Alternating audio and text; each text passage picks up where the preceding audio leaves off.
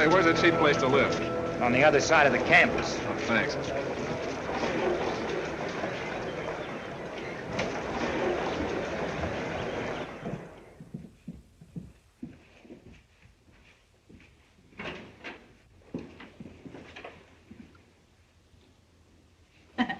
Pretty awful, ain't it? Carpet's all worn out, curtains are falling to pieces. Honestly, it's a wonder I have the nerve to show the place. Wait till you see the view. There. Well, how about the bath? Yeah? The bath. The bath. Oh, the bath. Wait a minute now, let's in the morning. 1, 2. You'll be number 5. You'll follow Mr. Anderson. And if anybody makes a holler, you just say I said so. Thanks. Well, I guess that's all. Good luck to you. And you know, just make yourself to home.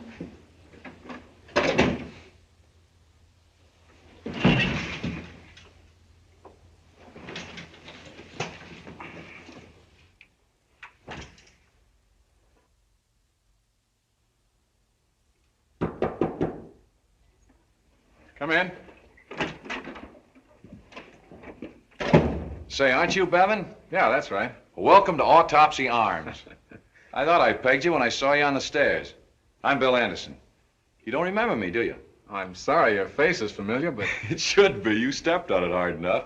I played tackle opposite you 2 years ago in the Midland game. Oh, sure, I remember. Sit down. Thanks. It's swell to see you. Say, there are a lot of good schools where you come from. What brought you way out here? Forster? Oh, boy, he's tough. There's an upperclassman down the hall just telling us. Does he know Forster? Yeah, come on out. He sure is laying it right on the line.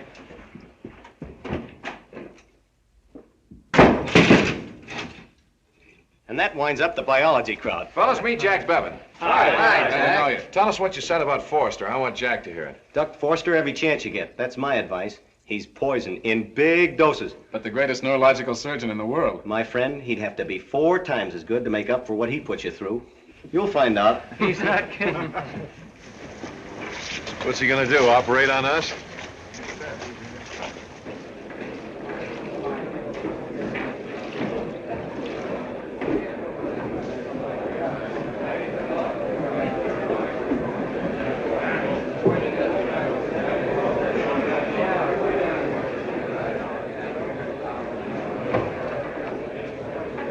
Here's the old boy now.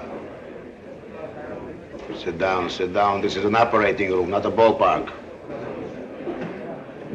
Since for some obscure reason, known only to yourselves, you have elected to pursue the science of medicine, I trust your delicate sensitivities will not be offended by the sight of a little blood. If they are, you can close your eyes.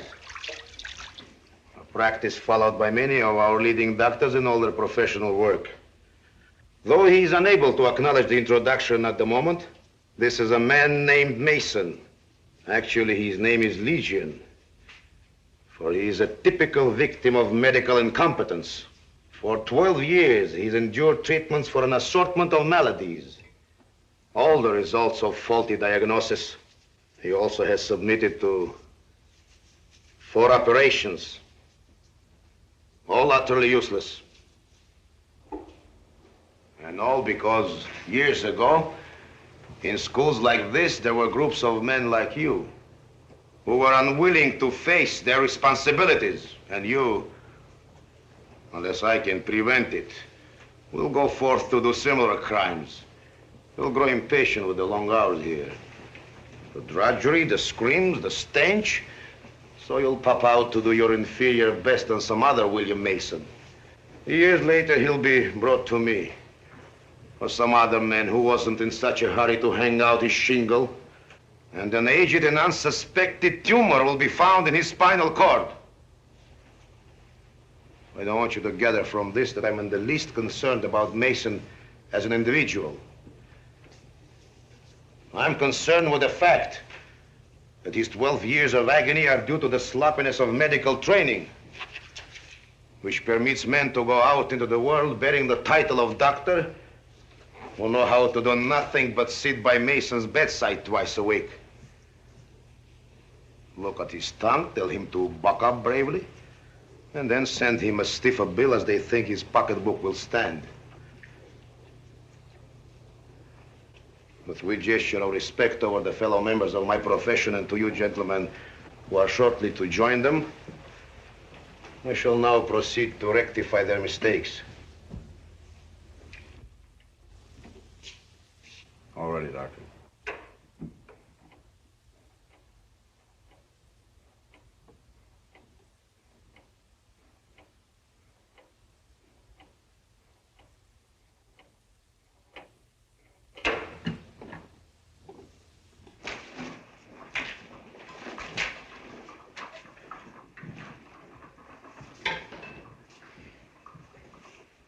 Now, gentlemen, you doubtless think that no patient will ever go through what Mason has gone through as the result of your particular stupidity. Allow me to assure you that nothing could be further from the truth. You are no different than any other class of beginners in any medical school. Your own opinions to the contrary.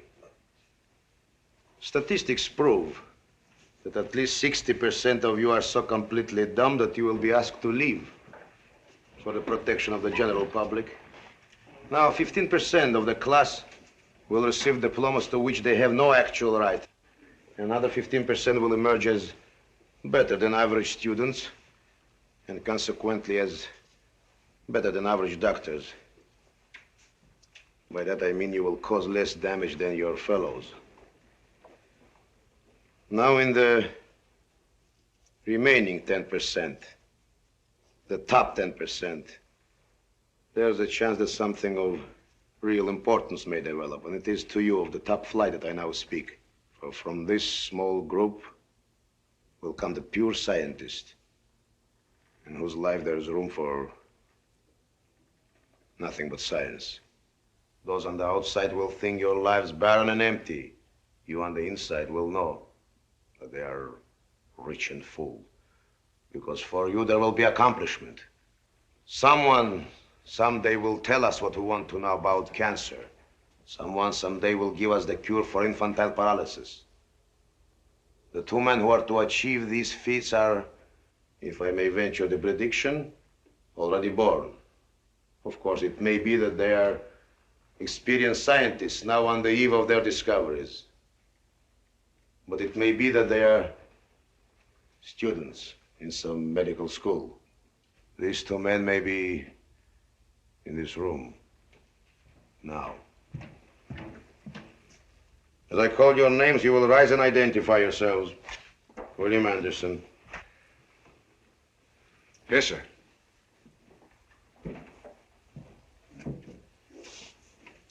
Gentlemen, Mr. Anderson obviously is a candidate for specialization in surgery. Since nature has seen fit to endow him with hands suitable only for stump pulling, he will no doubt elect to pursue a career requiring great delicacy and skill. You may sit down, Mr. Anderson. W. Bain. Here, sir. I see the W does not stand for William. My name is Winifred, Dr. Forster. Indeed. And so you have decided to overcome the handicap of your sex and go out to do men's work. Or do you perhaps see yourself as some ministering angel in white, bringing joy and happiness to those fortunate enough to feel your cool hands upon their fevered brows? Neither, Dr. Forster. I see no reason why, because I'm a woman, I should not be a good doctor. Miss Bain, you're inclined to be too optimistic. You may sit down. John Wesley Bevan. Kindly stand up, John Wesley. Let the congregation see you. I notice, John Wesley, that the college from which you come is a righteous little institution engaged chiefly in the manufacture and disbursement of preachers. You'll be interested to know that we have a standing reward here for any dissection that proves the existence of a soul in the human body. How much is the prize, sir? I shall be glad to sign the check, Brother Bevan, and let you fill in the figures. As a son of faith, you doubtless believe in the existence of a hereafter. Do you not? Well, it's a theory, sir, that science, so far as I know, hasn't yet disproved. Science concerns itself with facts, Brother Bevan. not metaphysics. Yes, sir. You will find no interest here in a churchman's views on anatomy or pathology. I can quite understand that, sir. Any more than a scientist's viewpoint would be of any interest on religion.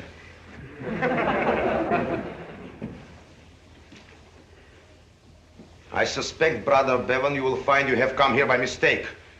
Rhetoric belongs in the pulpit, not the laboratory. I had always supposed so, sir. Until today. Quiet! If there's any more of this moronic laughter, I'll dismiss the class. All right, Mr. Bevan. That'll do. For now. Alexander Claxon. Alexander Claxon! Oh, Mr. Bevan, what's it like in that little doghouse? I did kind of open the door for myself, didn't I? Well, move over. We're going to be crowded in there together. Well, you certainly graced the sketch for yourself. What'd you answer him back for? I never listened to such guff in my life. Those on the outside may think your life's barren and empty, just because he's a dried up. Yes, but he's right. What he said about work. Did you see the way he took out that tumor? Being able to do a thing like that would be worth anything. Hey, wait a minute. That's not doghouse talk. You sound as though you really like the little heel. Well, liking has nothing to do with it. He happens to be a genius. Personally, I think he's a swine.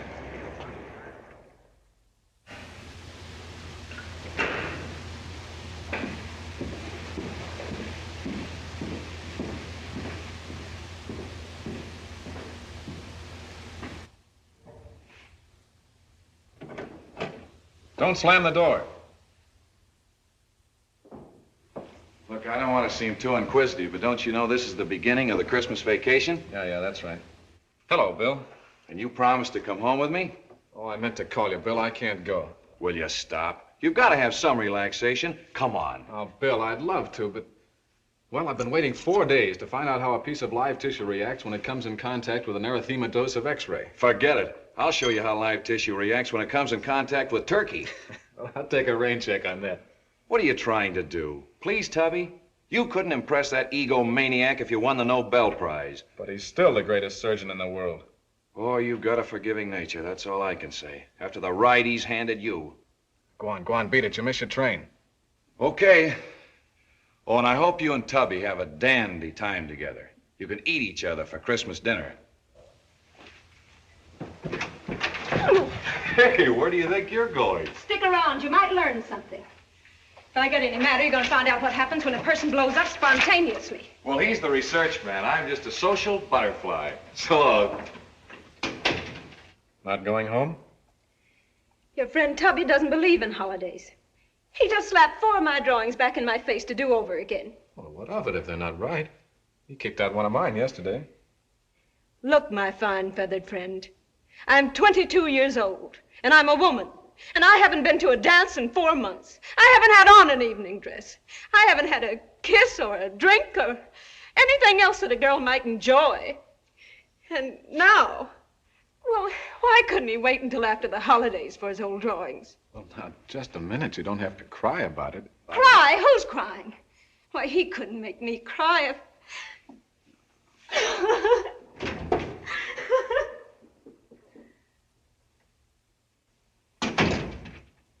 Your unselfish devotion to scientific labors is most commendable. But I would suggest a park bench might offer better facilities for your present type of research.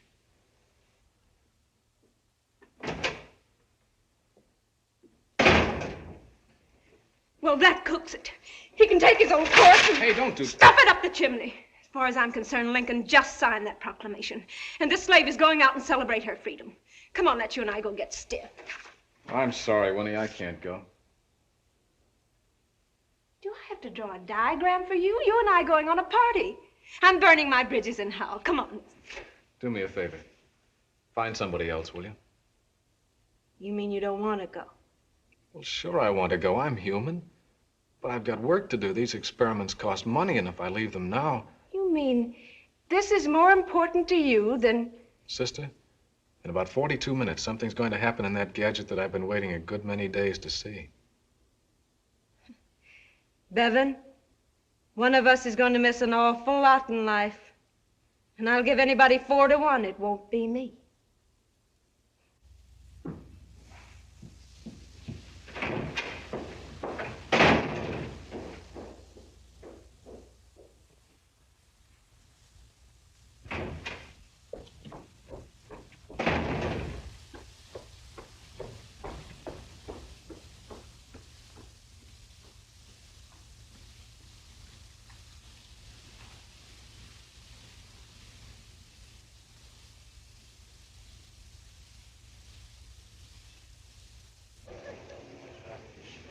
I swear by Apollo, the physician, that I will keep this oath and stipulation. I swear by Apollo, the physician, that I will keep this oath and stipulation. Into whatever houses I enter, I will go for the benefit of the sick and abstain from every voluntary act of mischief and corruption. Into whatever houses I enter, I will go for the benefit of the sick and abstain from every voluntary act of mischief and corruption. With purity and holiness, I will pass my life and practice my art. Should I violate this oath, may I cease to enjoy the privileges thereof and the respect of all men from that time forth, forever. With purity and holiness, I will pass my life and practice my art. Should I violate this oath, may I cease to enjoy the privileges thereof and the respect of all men from that time forth, forever. How do you feel, Doctor? Never better, Doctor. And you, Doctor? Fine, Doctor. Your college is happy today to welcome home one of its most distinguished alumni. A few minutes ago, it conferred on him the degree of Doctor of Science. I ask him now to start you on your careers with his advice and counsel. Ladies and gentlemen, Dr. William Cunningham.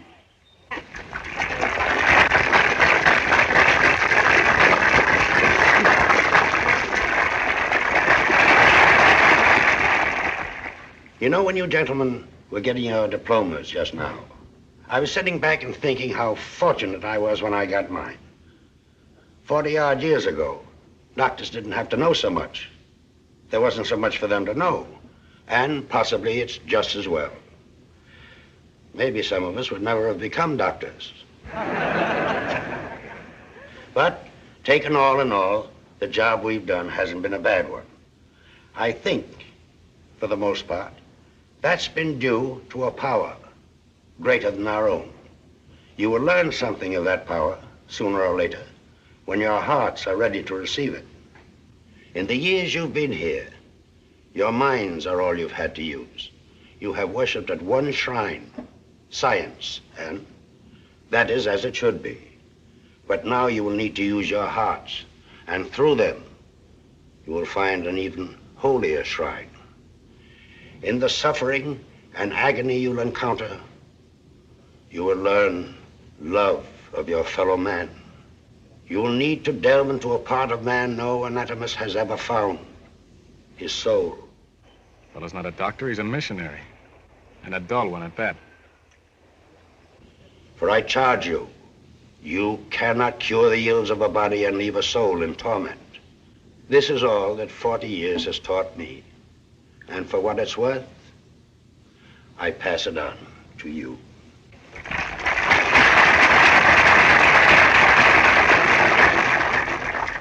There remains the awarding of one special appointment. I will ask Dr. Forster to do that.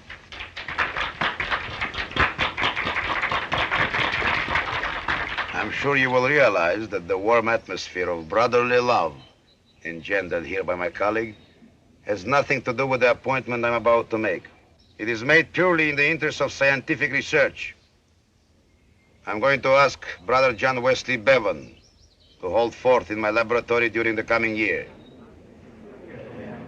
This should prove that these appointments are based neither on personal congeniality nor, of course, individual preference. Do you accept the appointment, Brother Bevan? I'd be delighted, Dr. Forster. Like you, I recognize that the ship is more important than the crew.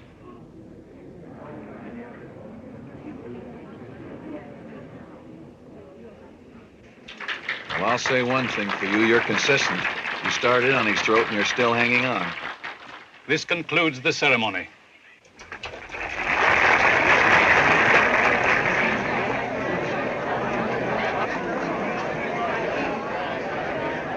Oh, Bill, I'm so proud of you. But I'm afraid some of these students have not the wisdom to profit by your words. Why should they listen to an old duffer like me? Come on, let's have some tea.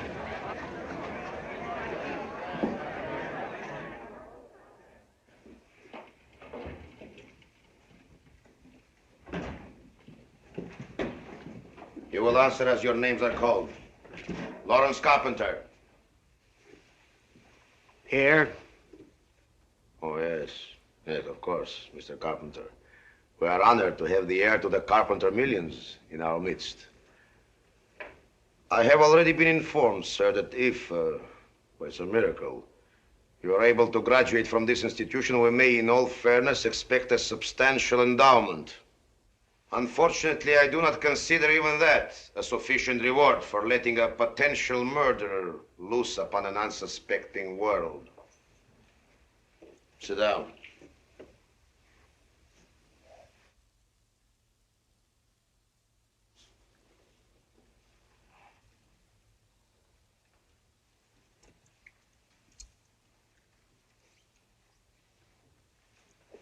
Some bone wax, hurry. Bone wax? Get some, I said.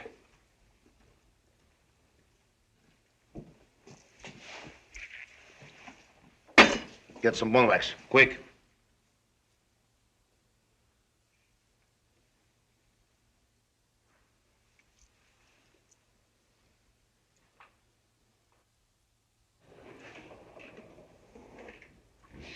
As you look around, you will see some empty places. For the good of the university and the world at large, 14 members of this class are no longer with us. It's very possible that a good many of you who remain will soon join them. I mention this so you won't think you have nothing more to worry about. I'd rather have Tubby any day. He wasn't as tough as this egg.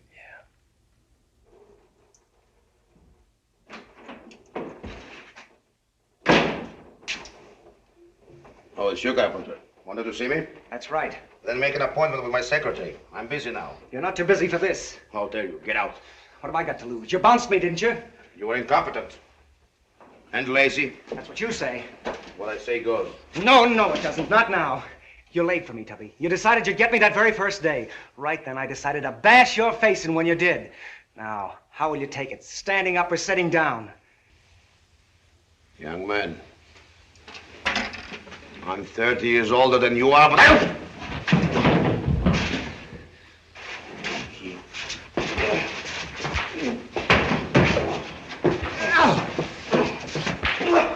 I know it's none of my business, but these kids are squawking. They'll take it from Tubby because he is Tubby, but they won't take it from you. You're too rough on them. What do they want me to do? Hold their hands and tell them how wonderful they are? Nobody ever held mine, or yours either. Look, fella, these kids aren't scientific experiments. They're human beings who've come here to study. Well, let them study and stop their grousing. There isn't time for both.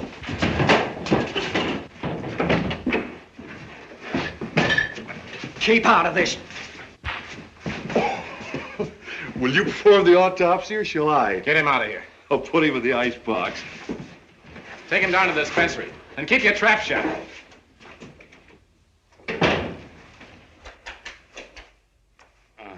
Come on, Doctor. You're all right. Up you go. Steady now. I want this thing kept quiet. Naturally. It'd never do to let on that the great Dr. Forster got his ears beaten off. What do you mean by that remark? Well, it'd be bad for the morale. It might give other students ideas. Nauseated? A little. Want to throw up or lie down, or both? I'll just sit down.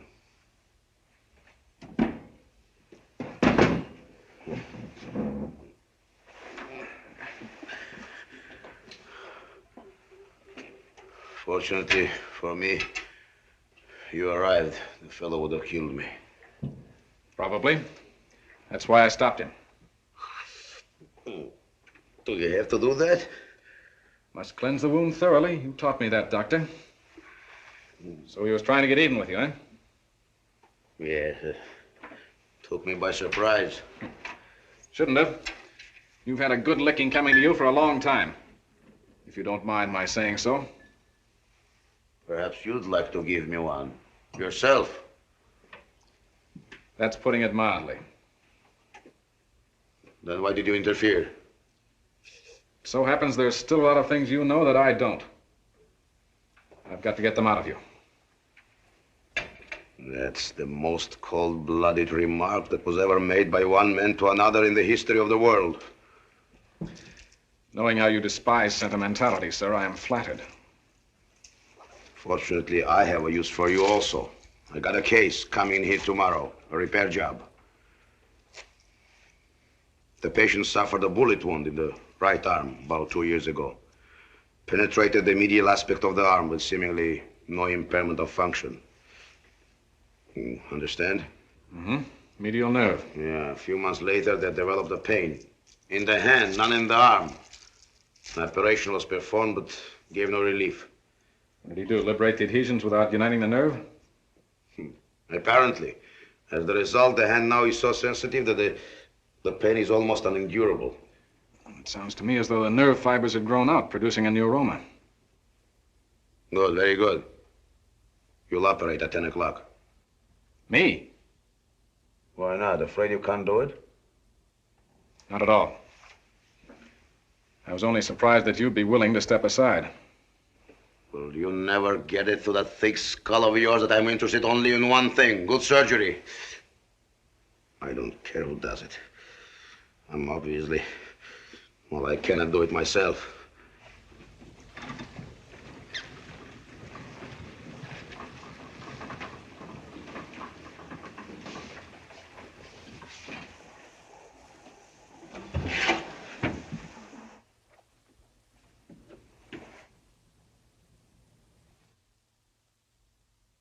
So, it is the young man who has no use for missionaries.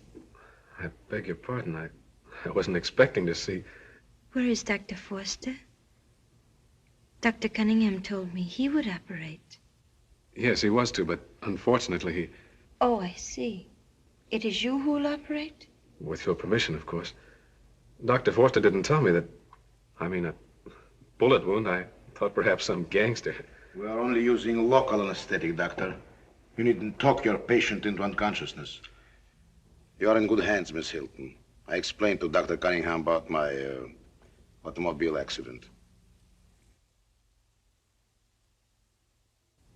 I am sorry. Please do not think me difficult. It is quite all right. Then we'll proceed.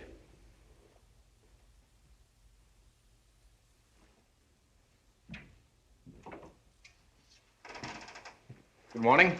Good morning, Dr. Bevan. How's the hand? The hand is much better, but the arm is very painful. That's fine, just as it should be.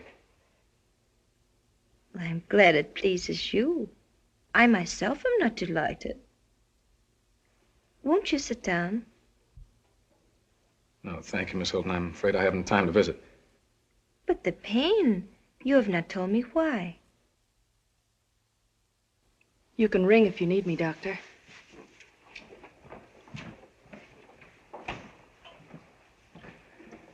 Well, briefly, your arm is hurting because of the operation. It's the wound that hurts. But your hand is better because we've removed the tumor from the nerve. Oh, I see. The bullet almost severed the nerve. You must have suffered terribly. Yes. There are many Chinese suffering from wounds these days. Chinese? I am Chinese. Did you not know? But your name, your face... Oh, you're joking. On the contrary, Doctor. My name, my face, they do not matter. It is inside that a person is what he is. I was born in China, educated in China, did not leave China until a year ago. Yes, I am Chinese. But even so, your parents... I never knew my parents. My foster parents, they were Chinese. They're the only family I ever knew. That's the most extraordinary thing I ever heard. Oh, let me look at this. Yes, this'll do. I'm having a Bradford frame rigged for you. Make you a little more comfortable. Have one of the interns help you. Yes, Doctor. I'll look in tomorrow. Thank you so much. I'm very grateful.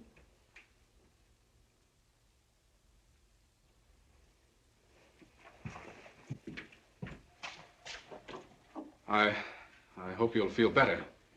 Good day. Good day. Well, Miss Hilton, I'll have to hand it to you. You've made history in this hospital. Why? Man and boy, I've known John Bevan for 5 years, and this is the first indication I've ever had that he was a human being. Sitting down and chatting with a patient. Believe me, there ought to be a bronze plaque on that chair.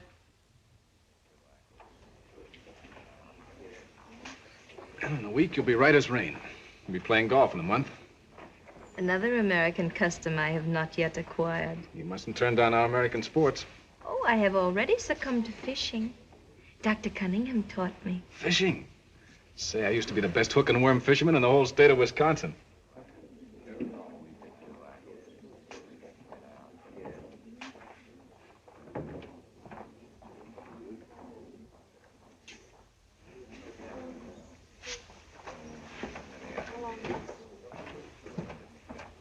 You know, when you talk about fishing, you're quite a different person. How do you mean? Well, for a little minute, you're not the stern Dr. Bevan. Tell me, how long is it since you went fishing? Oh, it's been years. Not since I came here. I haven't had time. I think it will be a great relief to you when my arm is better and I can go home.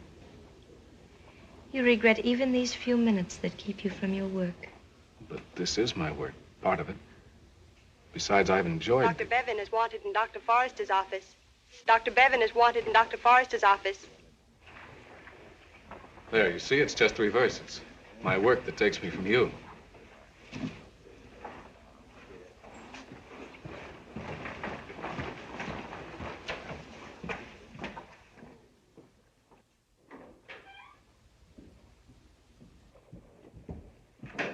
You wanted to see me, Doctor? Yes. I'm scheduled to perform an operation at 10 tomorrow morning at Centerport. Yes, I know. Accident case. That's right. I find I can't get away, and the patient's too ill to be moved. You'll have to start immediately. I can't leave here now. I've got work to do, patients to look after. I'm familiar with the work you have to do, Dr. Bevan.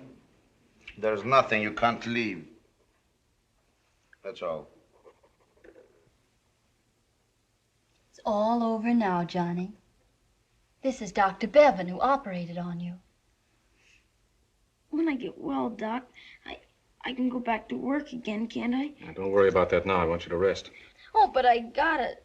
Gee, Doc, my old man will kill me. You do as I tell you.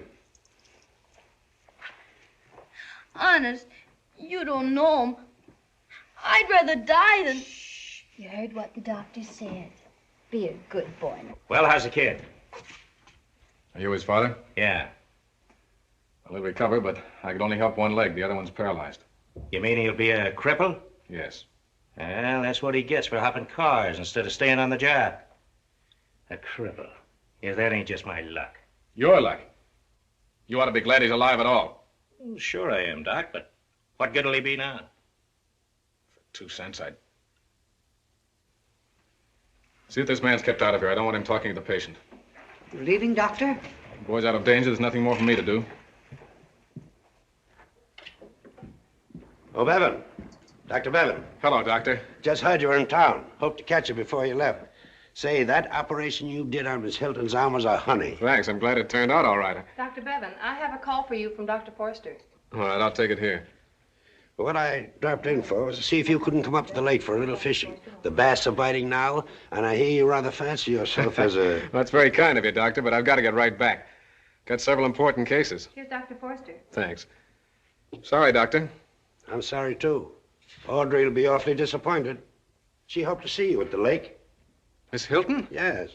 But she's still in the hospital. No, Tubby sent her home yesterday. Oh, he did, eh? Come on. What do we use for bait? Dr. Bevan, what'll I tell Dr. Forster? Tell him I've gone fishing.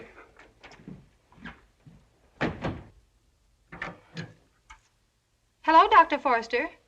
Yes, this is Centerport Hospital. I'm sorry, but Dr. Bevan just left. Yes, sir, I told him. What did he say? He just said he was going fishing.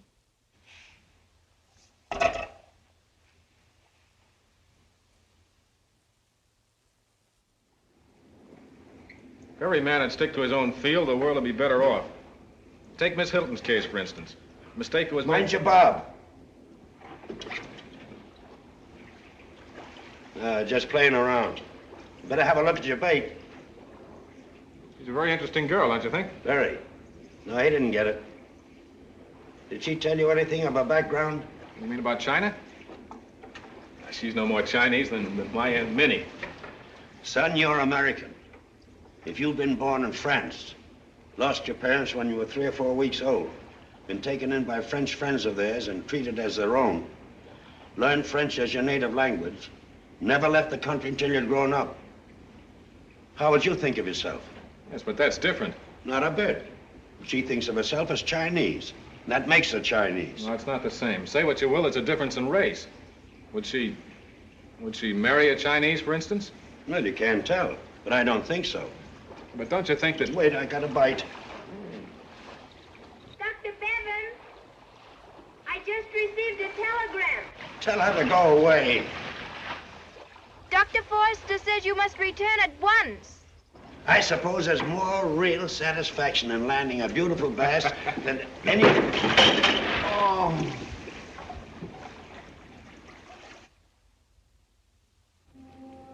You know, I haven't thanked you. Thank me for what? For getting Dr. Cunningham to ask me up here. I was surprised when you came, though. I did not think you would leave your hospital. Look here, you think I'm a regular automaton, don't you? I think you may become one. I'm not. Not actually. If there's a wall around me, I build it there deliberately. Did you, or was it Tubby put it there? He started it. The first day when I came to him. I was just the average kid that wanted to be a doctor. And then I saw him work. And I thought I'd never seen anything so beautiful in my life. And you decided to be like him? Not just then. You see, he talked to us. Told us what being a real scientist meant. That there could be no room in life for anything but work. Well, I suppose there were 100 men in that room, but it seemed to me he was talking for my benefit alone. And right then I swore that nothing would ever interfere. That explains so much. You mean why? Why we were drawn together. I too have a wall, but not of my own choosing.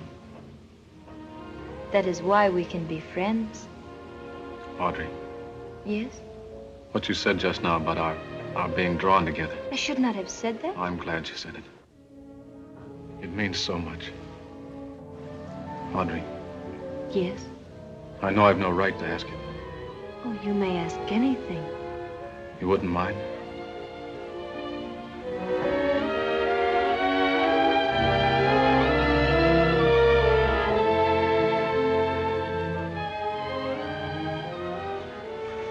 I'm sorry. Why? It only makes it more difficult. You will soon forget. But I don't want to forget. You will, though. You will forget because you are seeking to avoid life.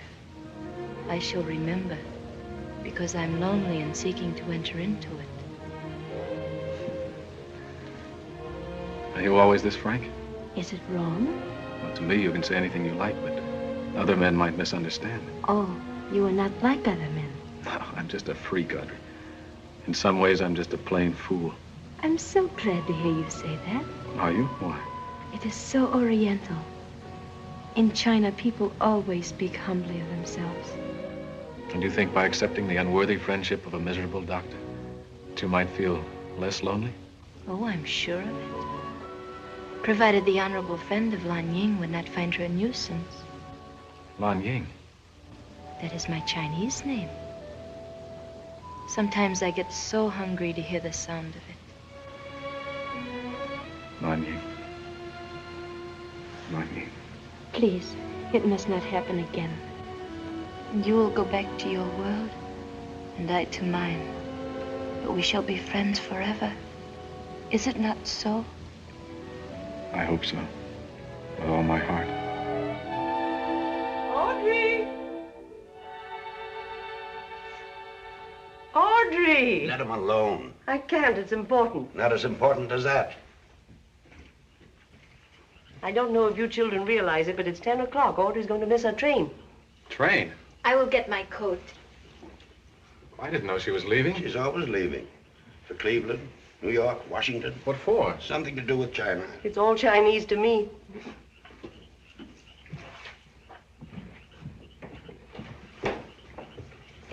Goodbye, dear. Goodbye.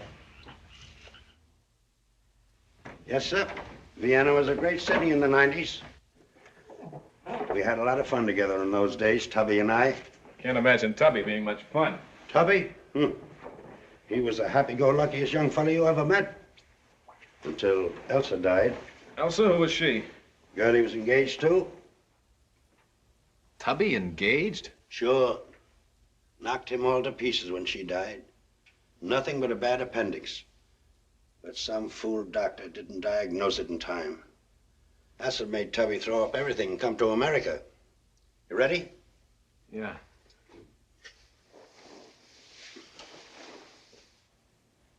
Tubby in love. I didn't think he could be so human. You don't suppose people are born that way, do you? I never knew a man to shut himself off from life without a reason. It's against nature. What time do you want to leave tomorrow? Oh, as early as possible. I can drive you as far as Centerport. I'm going that way. Thanks. Say, we might look in on that kid I operated on. He needs help. Your kind of help. You might just think of something. Glad to. Good night. Night.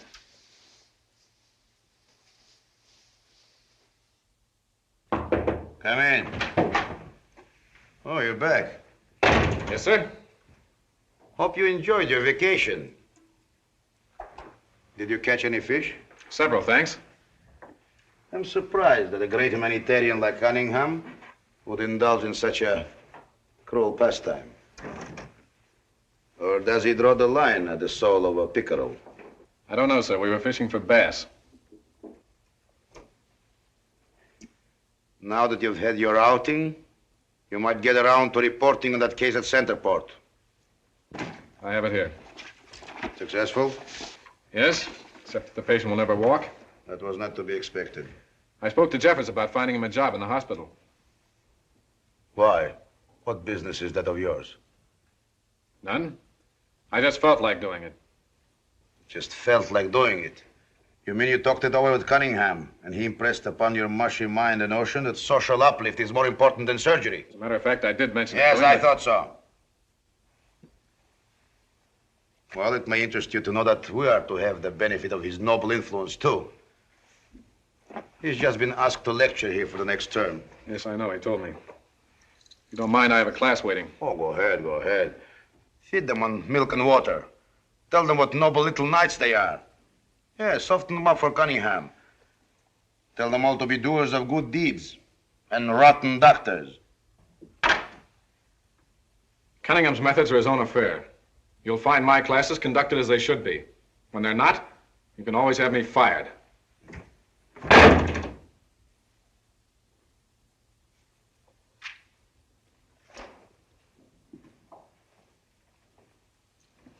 Regardless of what your experience may be in the rest of the college, in any classes conducted by Dr. Forster or myself, nothing but the strictest scientific attitude will be tolerated. For your own good, I advise you to remember that. You'll rise as your names are called. Andrew Abbott. That is I, sir. I hardly expected an Oriental to answer to the name of Abbott. When I came to America, I found my real name was difficult for my new friends to speak, so I changed it. How did you happen to choose Abbott? In this country, I observe the students are frequently seated alphabetically, which places the A's near the teacher. Not generally considered to be an advantage. The Chinese eye, Professor, is often myopic. We like to be close to the desk, especially when experiments are demonstrated. Also, when called upon first, the foreigner will usually be pardoned if he commits a blunder. But if he's asked a question after many of his classmates have failed, the professor by that time is so peeved that he... I've often heard of the wisdom of the East, but never realized to what practical purposes it could be put. Hereafter, Mr. Abbott, you may sit in the front row and claim all the penalties and privileges thereto pertaining. Thank you so much.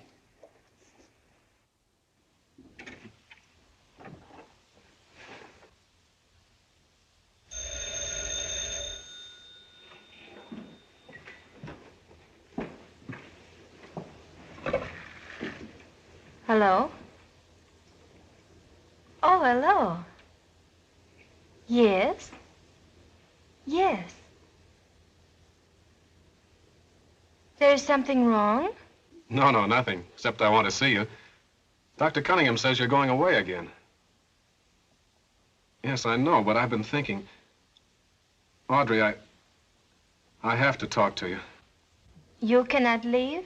Well, the hospital's pretty full. I don't know when. Would you like me to come to you? I could stop off on my way to New York, if that would suit you. Nothing could suit me better.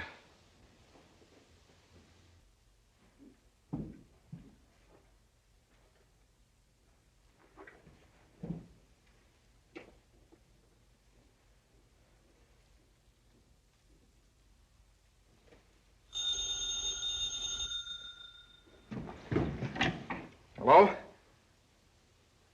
Oh, yes, this is Bevan. Yes, that's quite correct.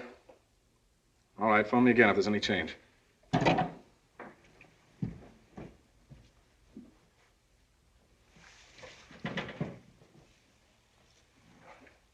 Anything wrong? The dinner isn't spoiled. The dinner will be excellent if the professor's nerves will permit him to eat it. You know, you're doing me a great favor, Abbott. I haven't attempted to thank you. It is a pleasure. I only hope the cooking will remind the lady of China. How did you know it was a lady? The Chinese eye is myopic, Professor, but not blind.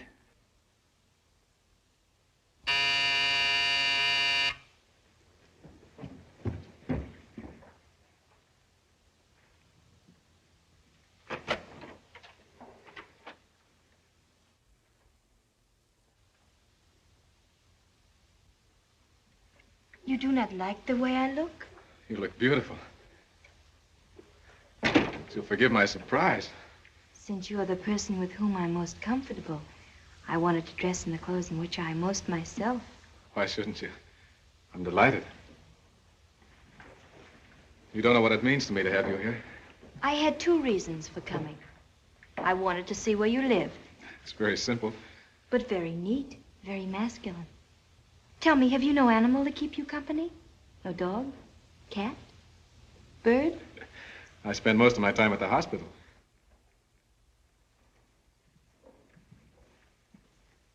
Your mother? Yes. You are like her, are you not? I don't know. Dinner is served, sir. You did not tell me you had a Chinese man. One surprise deserves another. Shall we go in? How charming. This is a most kindly thought to have a Chinese dinner. Thank you. You treat your guests very well. If I did not know you, I would think you entertained a great deal.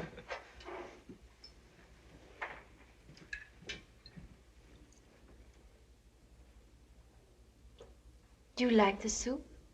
It tastes like orange. Is it all right? It is perfect. I have not had any since I left home. Ni chu di chai han hao. Oh, 不好，不好，谢谢你。 Forgive me. I just told him how delicious it is. I know that pleased him. Tell me, where did you find him?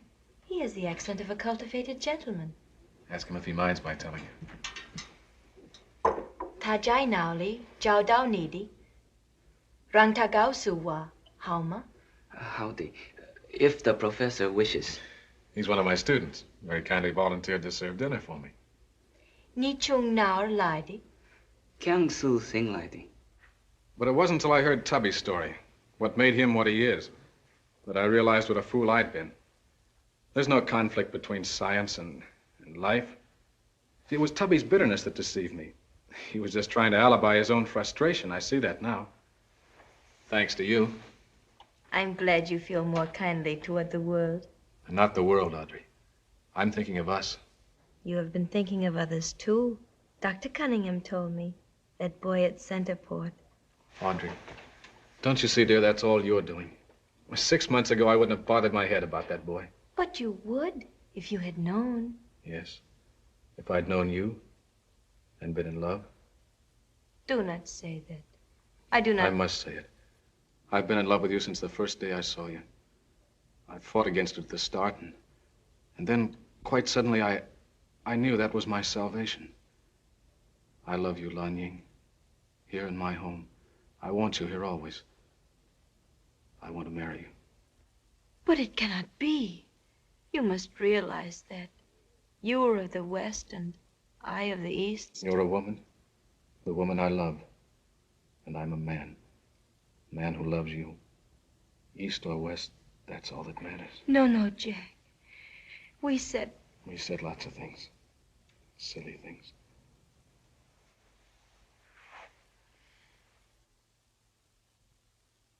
Please wait. I must have a chance to think. What is it to think about? Remember, I once told you, I too had a wall that kept me from you. What sort of wall?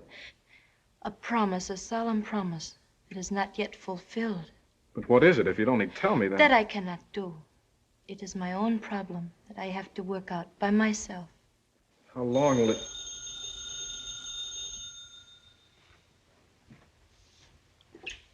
Yes? Yes, this is Bevan. What's the blood count? Yes, I know. All right, get the operating room ready and call Jackson. I'll be there in 15 minutes. You see what our life would be. It is not that which interferes. Well, what is it, then? There is work for you to do. You must go.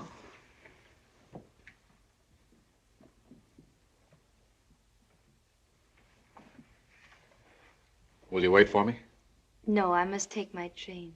But I should like to stay here until there's time to go. When will you let me know? As soon as I know. But one promise I will give you. If ever I do come back here, it shall be to stay. Goodbye. For a little while? Yes, I hope for a little while.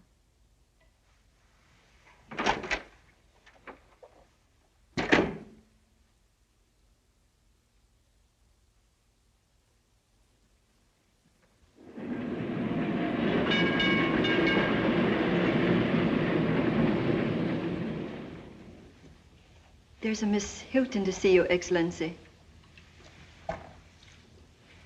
You are sure she asked to be announced as Miss Hilton? Yes, Excellency. Then show Miss Hilton in.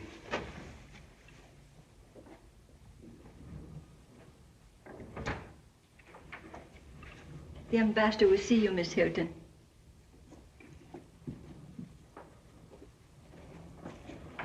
It is good of you to see me so quickly, Excellency. I'm happy to express my gratitude to the daughter of Zheng Ling for her great accomplishment. You mean it has been successful? Yes, the loan we needed so desperately is being granted. Zheng Ling would have been very proud of you. You make it very difficult for me to ask the question that has brought me here. It need not be. Yes, because it has to do with Zheng Ling. It brings back the picture of how I last saw him after Shanghai had been destroyed. It took me 3 days to reach our home. I walked into the garden that had once been so beautiful, where we had been so happy, but there was no garden anymore. Only gaping holes, bleeding wounds in the earth itself. So it is with all China. And in the doorway I found him, or what was left of him. As I stood there, I took a vow that so long as I had life, that life should be devoted to repaying the debt that I owed him. And now I come to you to ask you if my debt has been discharged. I must know that I have fulfilled my vow. I knew that you had when you were announced as Miss Hilton. When you called yourself Lang Ying, it was because you thought of yourself as Chinese. And now, by calling yourself Miss Hilton, it means you have realized that you are American. Yes, that is true for the first time. And that is as it should be. I hope he is a very nice young man. How did you know? What else could call you back where you belong? Yes, I suppose. And he is a very nice young man.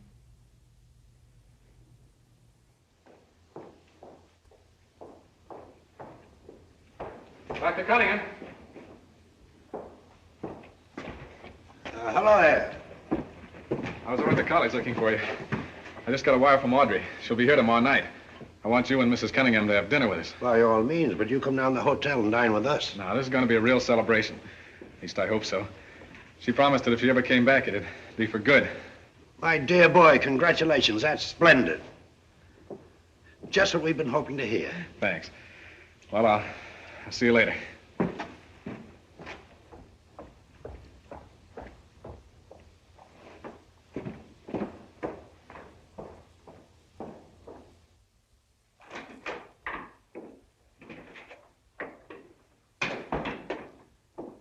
Hello, Doctor. Hello, Cunningham. What are you into? Nothing, just puttering around. Always wanted to dabble with chemistry. Never had time. You're getting old. I recognize the symptoms. I have them myself. Mind if I smoke in here? Go ahead. Go ahead. You're going to break down all the rules of the place anyhow. I hope so. Rules are no good. They're just made to make things easier for us. Yeah. Seen Bevan today? Yeah, saw him this afternoon. Well, that boy's very fond of you. Bevan? You're out of your mind. He isn't fond of anyone. Doesn't know what emotion is. And besides, say, suppose you let me and Bevan alone. We're getting along very well. You're very fond of him, too. He's got promise. Great promise. If nothing happens to hold him back. Nothing will hold him back. That's what I wanted to make sure of. It'd be a bitter blow to him if you turned against him. Speak plainly. Will you stop beating about the bush? He's going to be married. Married?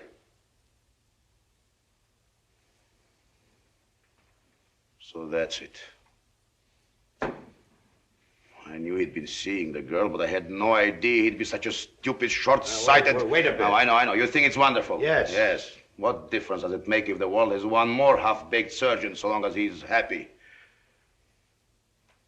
That boy needs 5 more years of training. Well, what makes you think he won't get it? For a wife. You'll be out grabbing for money like the rest of them. A man who might have stood for something. You're entirely wrong about Bevan. He'll work harder than ever. You know, a man doesn't always get a chance at real happiness. We know that. Don't we, Hubert?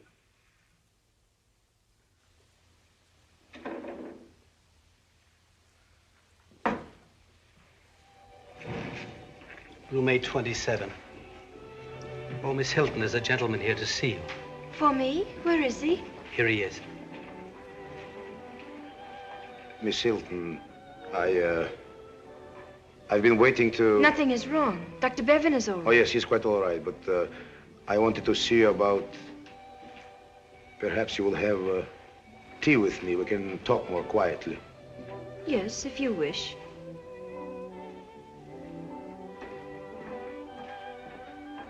No, thank you. Miss Hilton?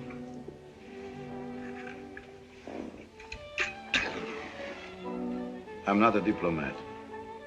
I have never heard you accused of being one. Quite so. Then, since you know my reputation, I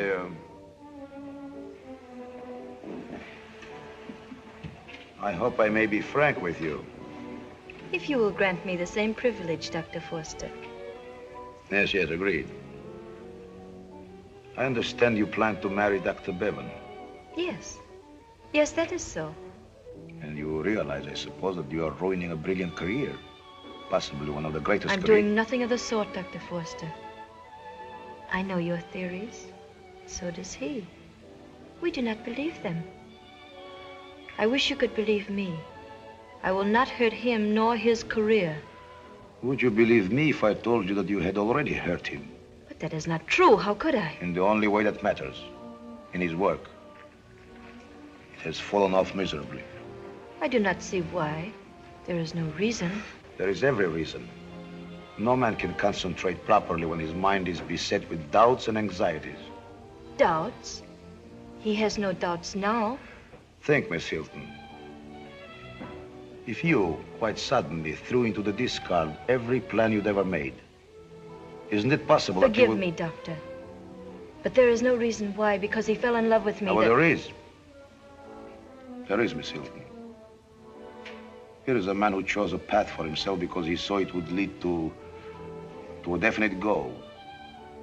Now, if you were in his position and abandoned that path, wouldn't you be worried? Fearful that you had done the wrong thing? Yes. That I can understand. I myself have... Oh, but that does not matter. It is only Jack who must not be... Of course, I don't want to influence you. The decision must be yours. And his. Yours only. He has made two promises. One to himself, the other to you. And he will break the first before he breaks the second, for he thinks then he only hurts himself.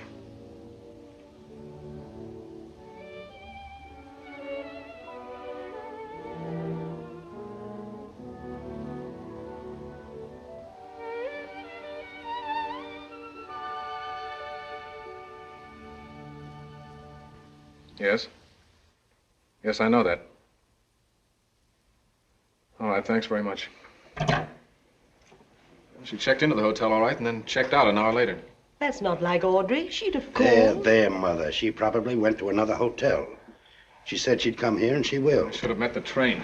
Tubby gave me such a stack of work that... After 8, she said... There she is now. Bevan? Yes?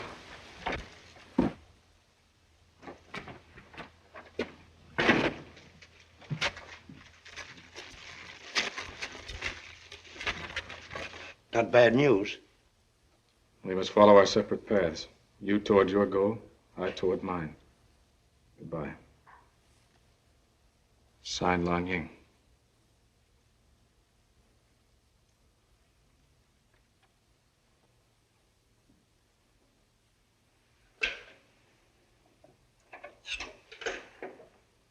Bevan, what in thunder's the matter with you?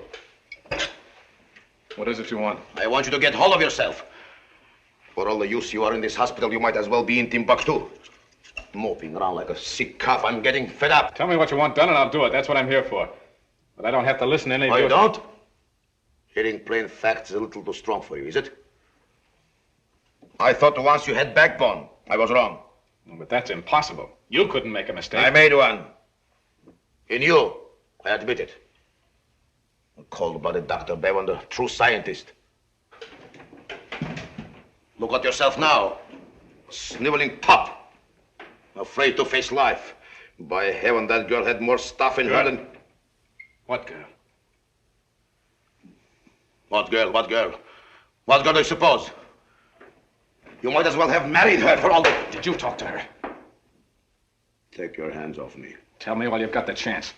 Did you get her to go away? Yes, I talked to her. And she had more sense than you. She saw how silly the whole thing was. Swine. You cold-blooded little swine. You could do that.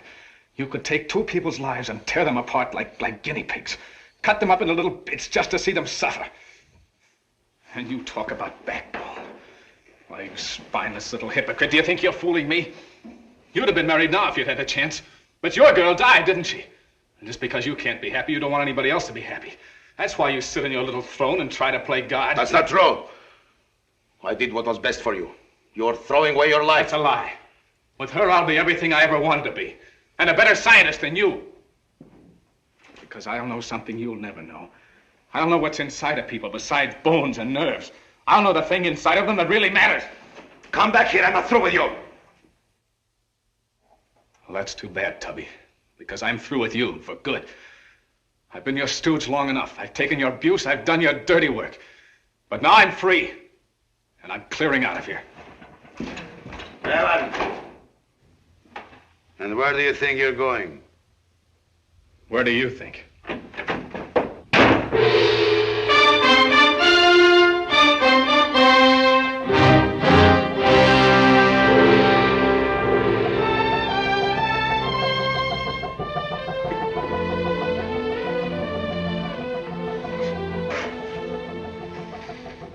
I don't want to sound discouraging, Doctor, but I'm afraid you're starting on a wild goose chase. Particular reason? Yes. These are wartime. All means of communication with the interior are destroyed. So I understand. It may take you weeks to reach the nearest government lines. And even if you get there, the girl you're looking for may be hundreds of miles farther on. I've nothing better to do than to find her. But, Doctor, I don't think you realize the danger. Lan Ying went through, didn't she?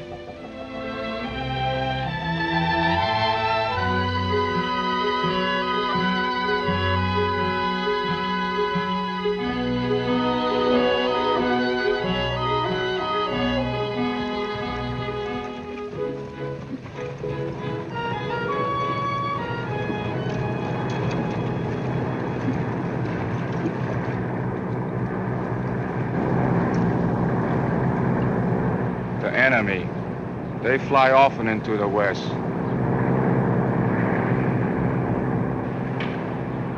By night we reach Shenten. We stop there? Just long enough to feed the horses.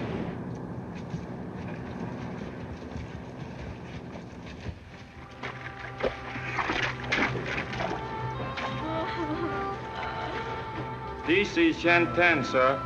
Yeah, what's left of it.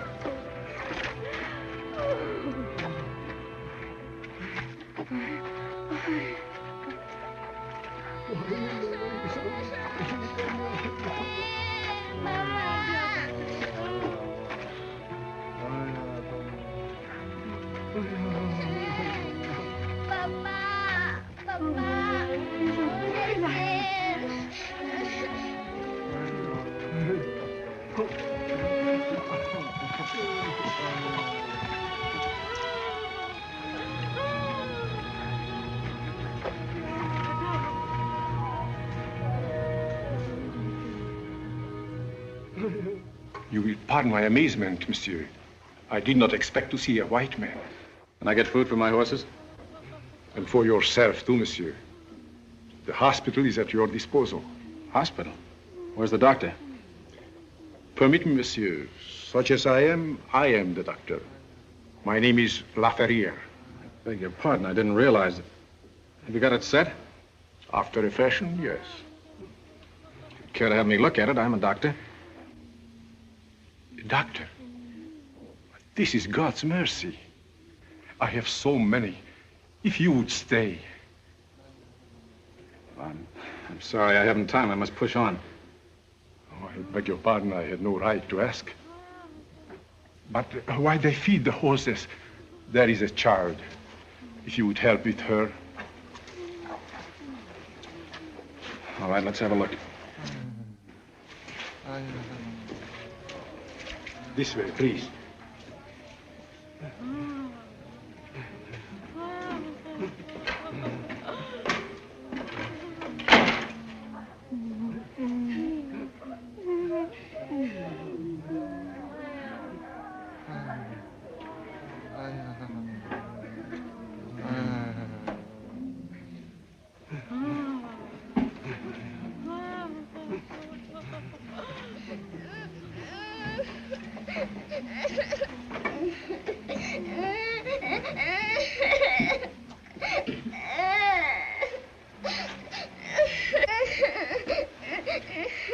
She's broken in 4 places.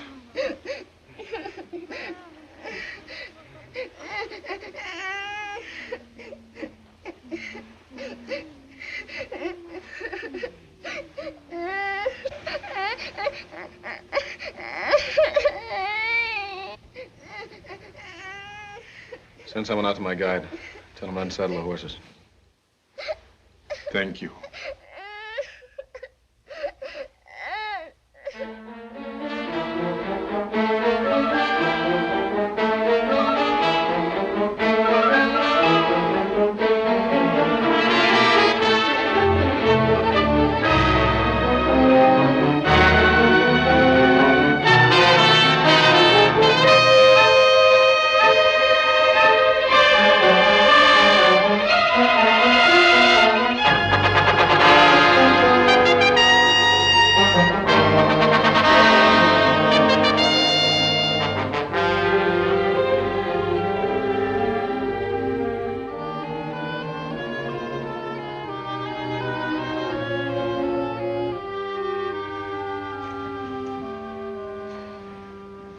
There now, Mother.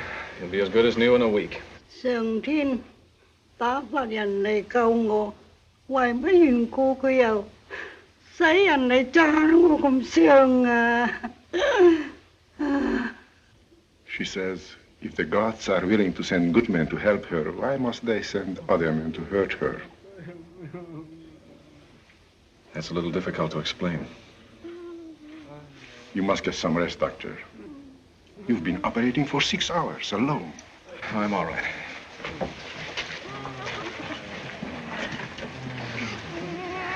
Don't worry now, sister. We're not going to hurt you this time. Just want to get your legs straight.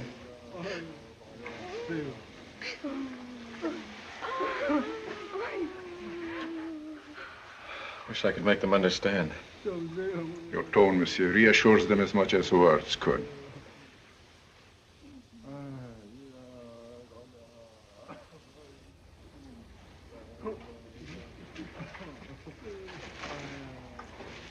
I am very much interested in your technique, monsieur. In all my life, I have known only one man who uses instruments as you do. Really? Mm-hmm. The great Dr. Forster. You knew the old grouch? I had that privilege. Once he conducted a course at the Sorbonne. I used to be his assistant. Monsieur, you are jesting. No jesting, not with Tubby. It's the flames. Returning. Vicky, go right. Go right. They won't bomb here again, will they? I'm afraid they will. They're trying to destroy a munition dump.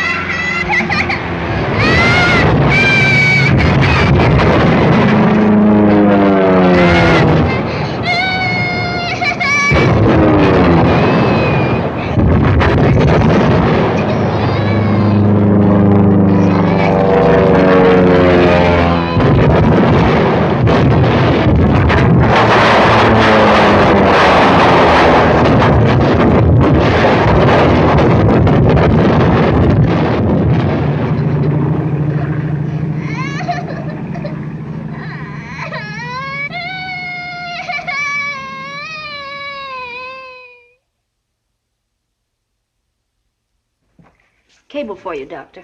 Mm-hmm.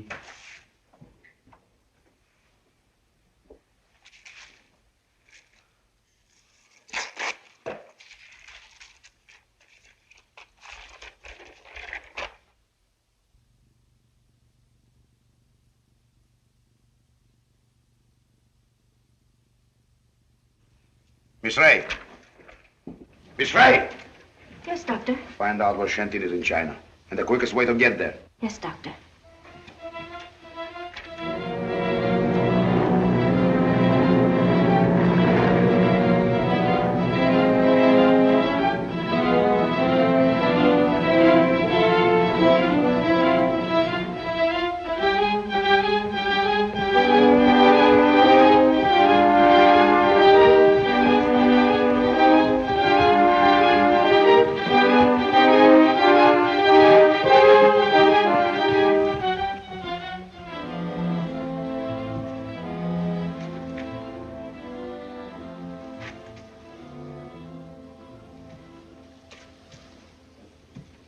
You agree with my diagnosis, Doctor? Yes. Yes, of course, it's obvious. Get surgery ready. I'll operate. Surely you are not serious, monsieur? Such an operation, even under the best conditions... He'll die if I don't operate, won't he? Yes, that is true. But... Well? You may so.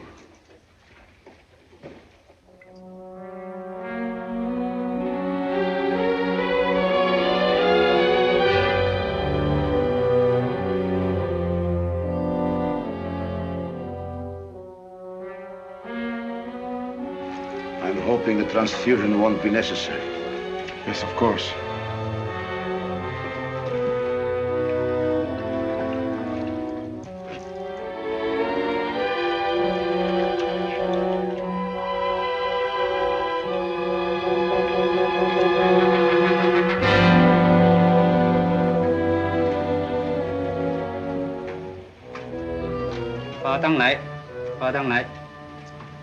Ready? Yes, Doctor.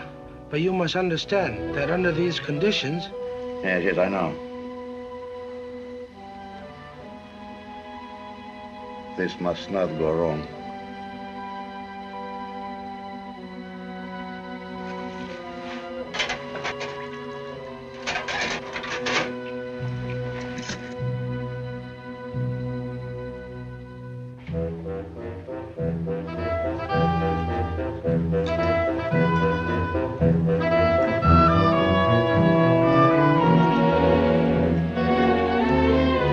More light.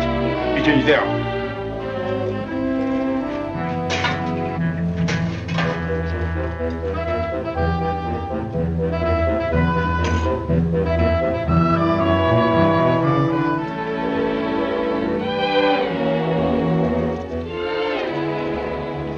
Forehead. My forehead!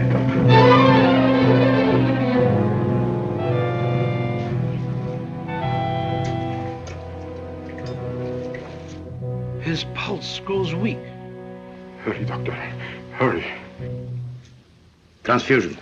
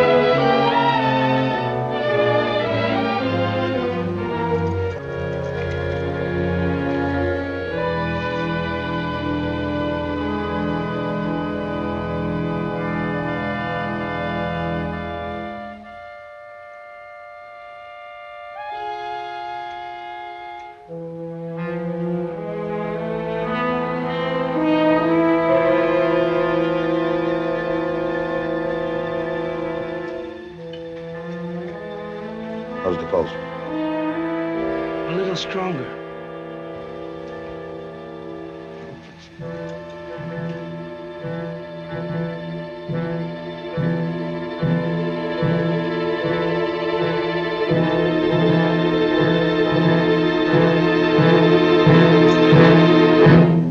All right, Doctor? It is done.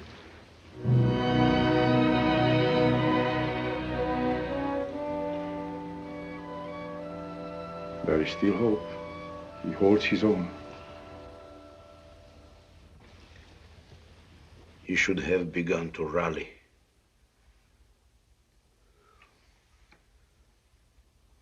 With that pressure lifted, by this time, I don't understand it.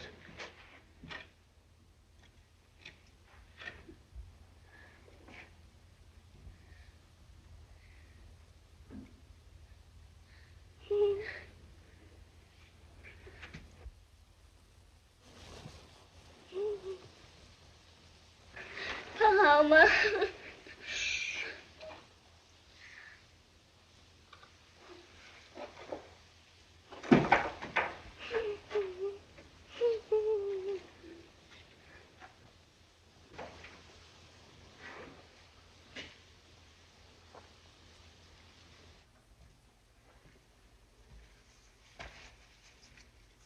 You must not harass yourself, monsieur. You operated under tremendous difficulties. In your own surgery with good equipment. That's got nothing to do with it. The operation couldn't have been more successful no matter where it was performed. Whatever these hands can do, they have done. There's nothing more they can do now. He lies there and with all my skill, It's true. All that science can do, it has been done. Nothing can help him now except himself. What can he do? He's never come out of the coma. I think I know what Dr. Ling means. There comes a time when we are helpless, we men of medicine, when nothing can help except something inside the patient. Something we call the will to live. There were but some way to strike a spark within him. No, that's rubbish. If you're talking about some mystic power, then I... No. I speak of nothing strange, monsieur. I speak only of his soul.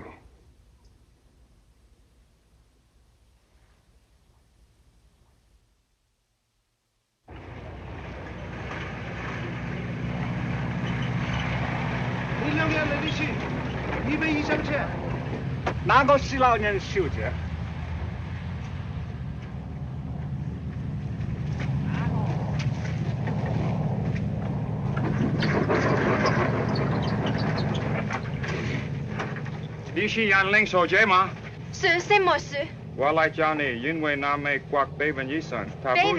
Bevan, make walk the Bevan, ma.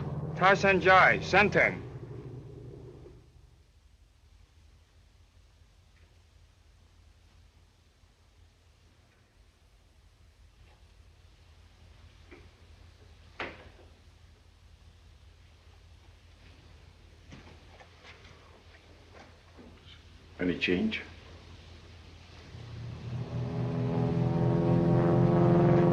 It's the planes again. We cannot move it.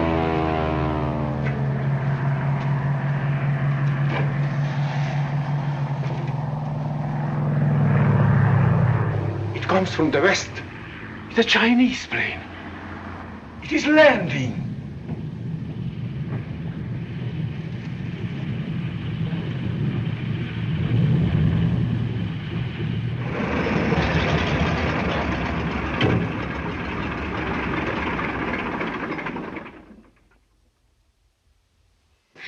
那一个房子是医院，那个大的是医院。谢谢你，帮先生走。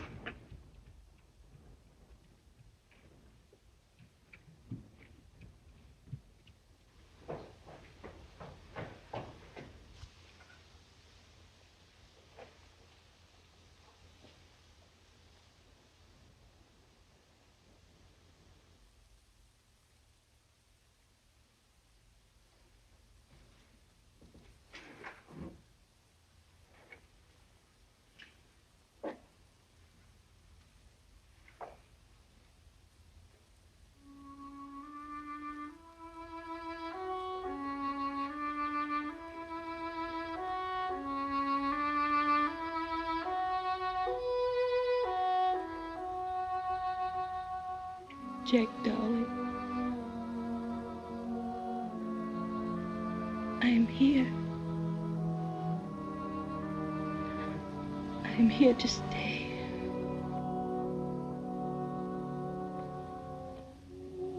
Don't leave me now.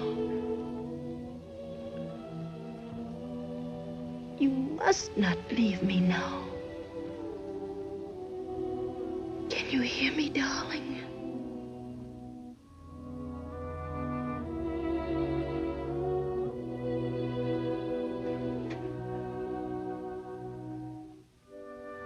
Please come back to me. It is only a little way.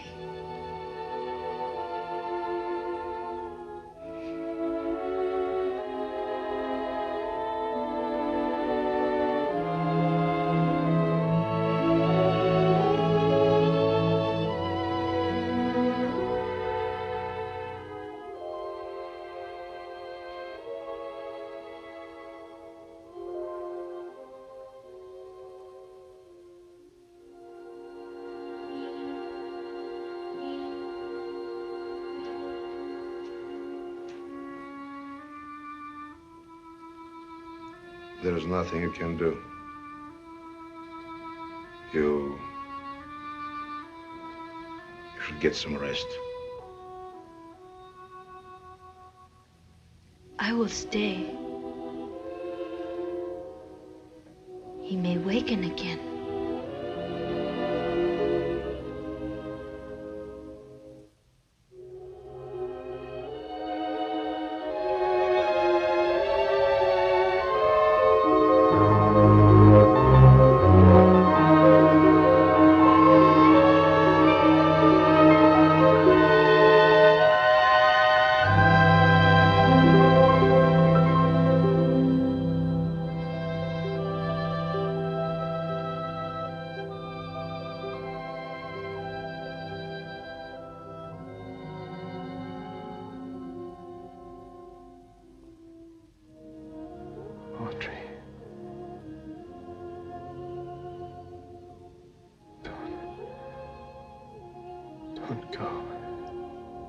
No, my dearest. I shall stay.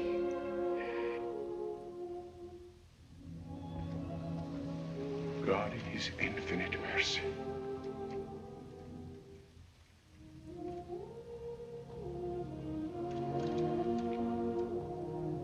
Audrey.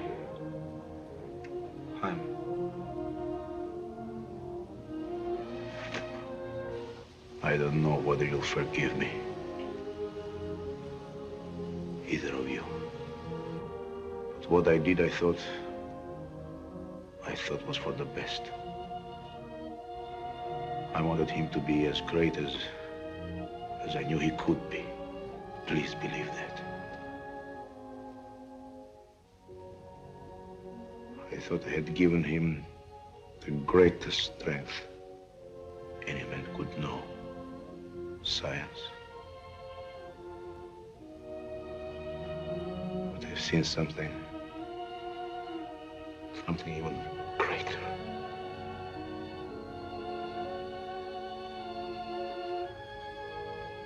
I guess you could call it a miracle.